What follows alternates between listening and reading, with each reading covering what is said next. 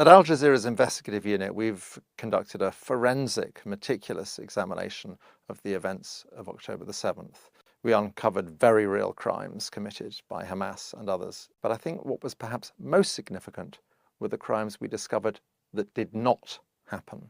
And it's hugely concerning that these revelations have been virtually entirely ignored by the Western press. What's extraordinary is the Israelis were aware of the plans. Hamas were actually training quite openly for this operation, and they were actually placing the training videos online so anyone could view them. On the very night of October the 7th, before dawn, spotters along the fence are reporting back to headquarters, and the head of Shin Bet and the head of military intelligence take this seriously enough that in the middle of the night they're up and talking to each other, and they conclude it's just another training exercise.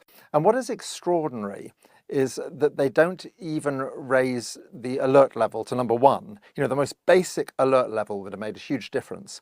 And they don't do that, which means that when Hamas bursts through the fence at 6:30 in the morning, they catch many of the defenders in their beds. I mean, you can see many of the soldiers are killed in their beds. Hamas had anticipated most of their fighters would be killed trying to get through the fence. In fact, only a small number were killed trying to get through the fence. They were as much taken by surprise as anyone by the performance of Israeli intelligence and the Israeli military. Crucially also, they were taken by surprise by this very large music festival that was taking place, which they don't seem to have been aware of. Having overrun the military bases, the game plan was to grab hostages and take them back. And they do this on a large scale, but they also clearly kill very large numbers of unarmed civilians as well.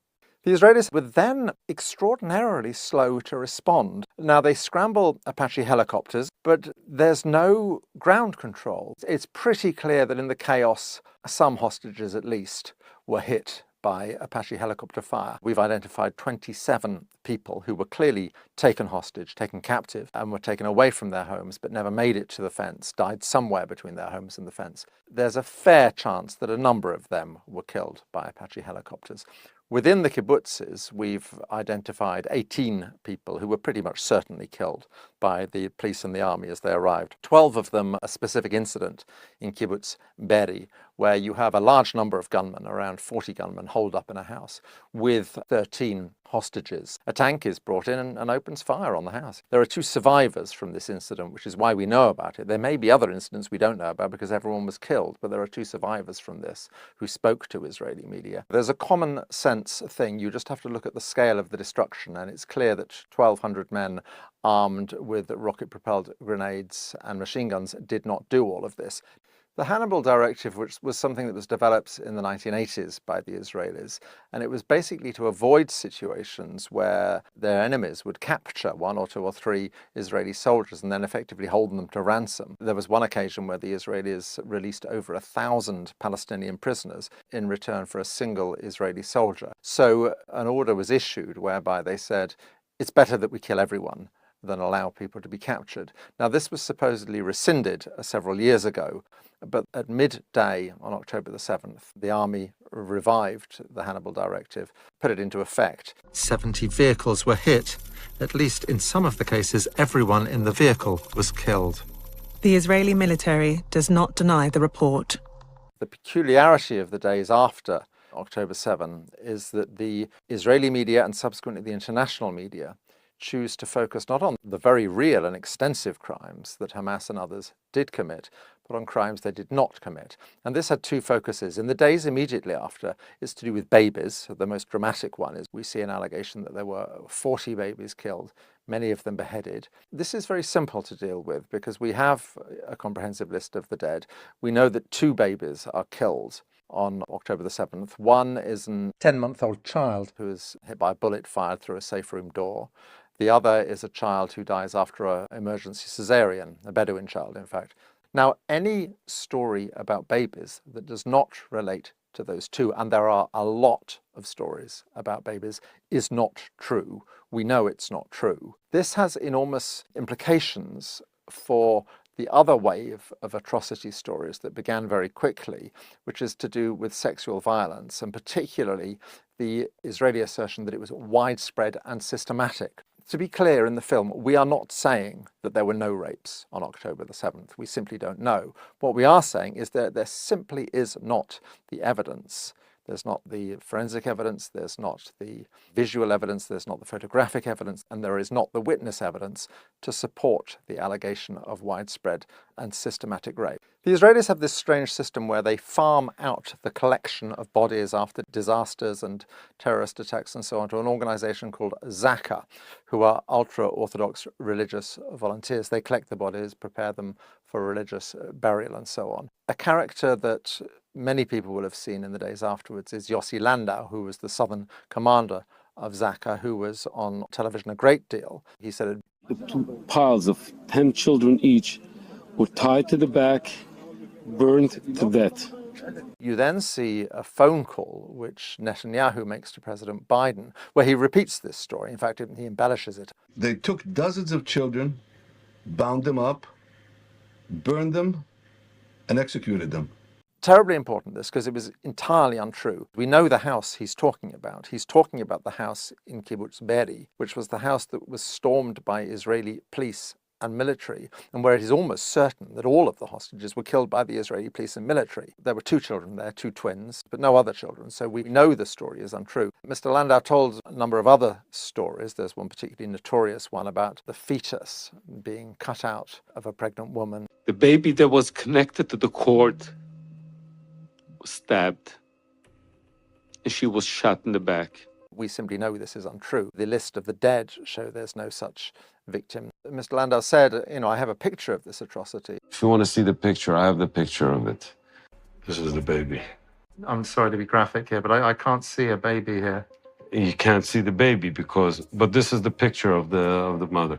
It was a piece of charred flesh. It wasn't a baby. It certainly wasn't a baby. So it was interesting. Psychologically, I'm not quite sure why he offered to show me a photo that he didn't have.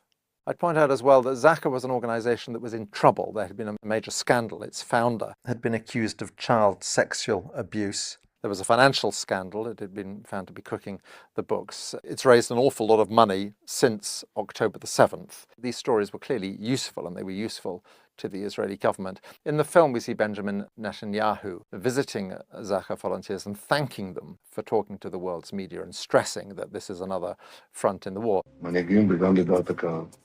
ויש לכם תמיד חשוב בהשפעה על דעת הקהל שמשפיע גם על מנהיגים.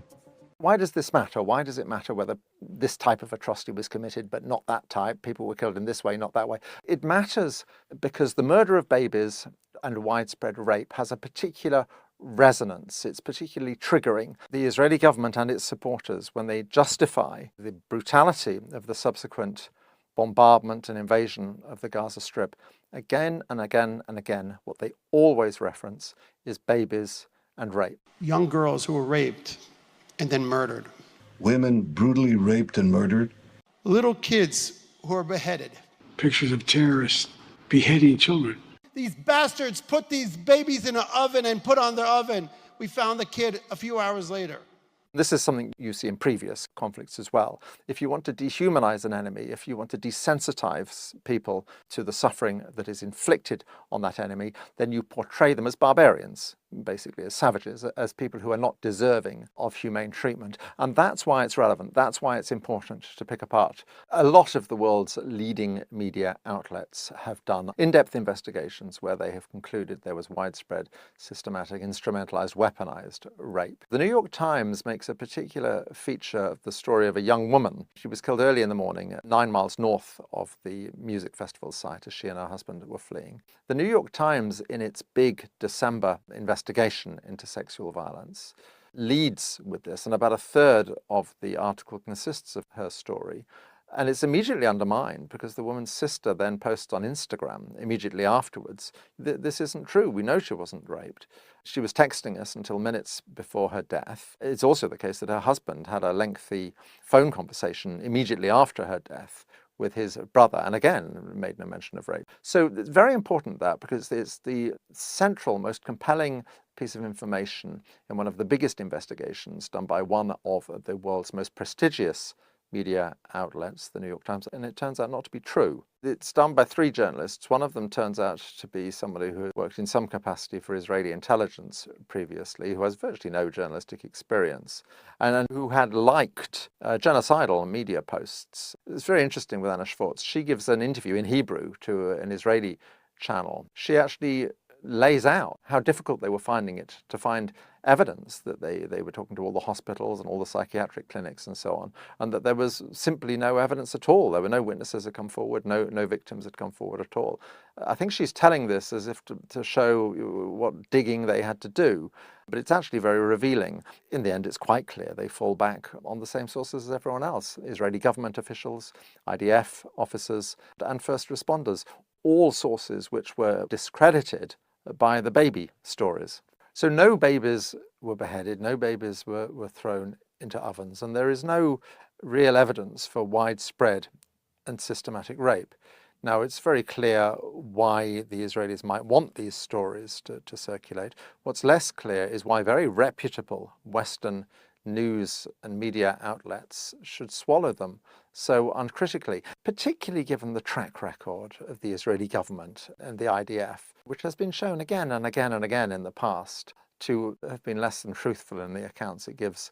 Because our war is against Hamas, not against the people of Gaza. While this mission is urgent, we will continue to fulfill it with care and with a commitment to the sanctity of life, both Israeli and Palestinian. The response to our film, October the 7th, has been interesting. The response is not to criticize and to pick apart and say we've got it wrong. They don't do that at all. What they do is they simply ignore you, which on one level I take as a compliment, because I think there are all sorts of people out there who would very much like to pick apart what we're doing and to destroy it and discredit it. And I think they take one look at it and decide they can't really do it. So what they do, which in a way is even more damaging, is just to entirely ignore us. This is significant because so often what we are doing is critiquing the way the mainstream media has covered the story, which may well be, of course, precisely why the media doesn't want to look at what we've done. So in a way, the treatment of this in many ways echoes the treatment of our earlier series, The Labour Files, which offered a critique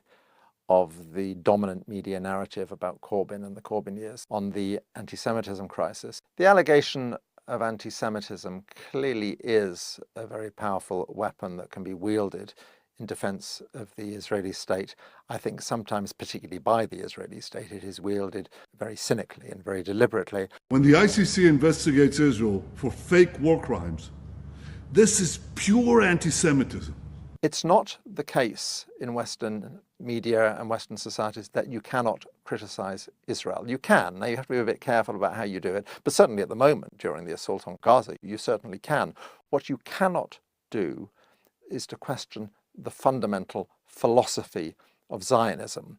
What you are not allowed to do is to say what all Palestinians would say: Israel is a state whose defining feature is and has always been that it is structured to ensure the domination of one ethnicity over another, that it is in effect an apartheid state, which is what all of the world's human rights organizations now describe it as. The enormous peculiarity and dysfunction of Western media with Israel is not only does it not say that, you're actually not allowed to say that. And this renders criticism of Israel perilous terrain. People are very on edge. They're very aware that they're straying into dangerous territory. They're very aware they have to choose their words terribly carefully, otherwise they will be misconstrued. You can see this happening at its worst within the Labour Party, where particularly Jewish people are far, far more likely to be suspended and expelled for anti-Semitism from the Labour Party than non-Jewish people. But there is something more fundamental that goes on, which regards the Palestinian people as a whole. Once you have tainted them with the stain of anti-Semitism, you have opened the door to, you have facilitated the dehumanization of Palestinians, which is the psychological prerequisite of Israeli brutality towards the Palestinians and of Western complicity in that brutality. Palestinians will often make the point that they did not choose who their occupier was, who their colonizer was. So in fighting back, yes, they are inevitably fighting back against Zionists and Jews. It doesn't mean they're anti-Semitic. One has to ask oneself the question, are we really saying that if they had been colonized by Greeks or Italians, they wouldn't be resisting their occupation? Of course they would.